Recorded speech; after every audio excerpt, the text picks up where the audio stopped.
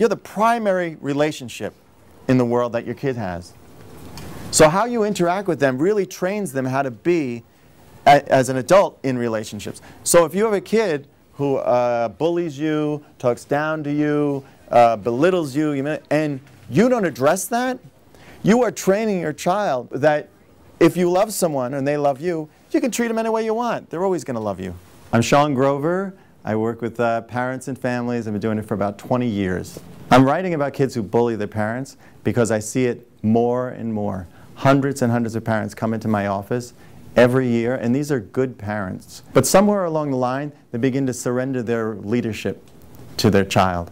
And when that starts to happen, the kids actually start to parent their own parent.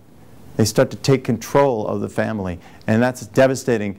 It affects them socially, emotionally, even academically. Kids will grab as much power as they can get from their parents. So the testing period usually goes like this.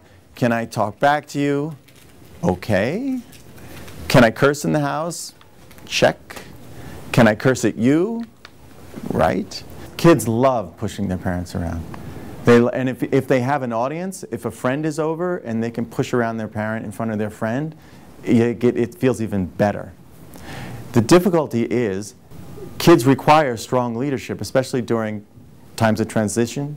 You know, adolescence is a big time, school age is a big time, college age, where they really need leadership. So if they're pushing their parent around and getting away with it, at one part they enjoy it. On the other side, it eats away at their own self-esteem. No one wants a parent you can kick around.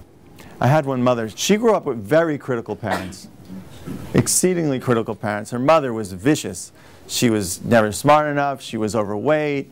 She's just critical. And it dawned on her that her daughter had taken on that role somehow.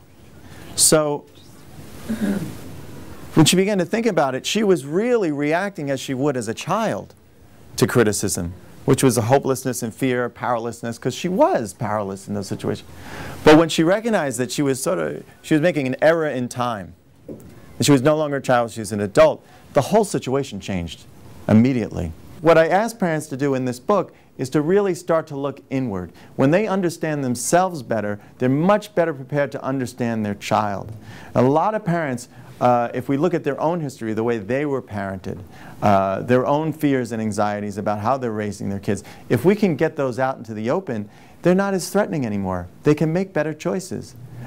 And once they're in touch with why they're making these bad choices and how they're trying to relieve their own anxieties and fears, once they're aware of that, they're free.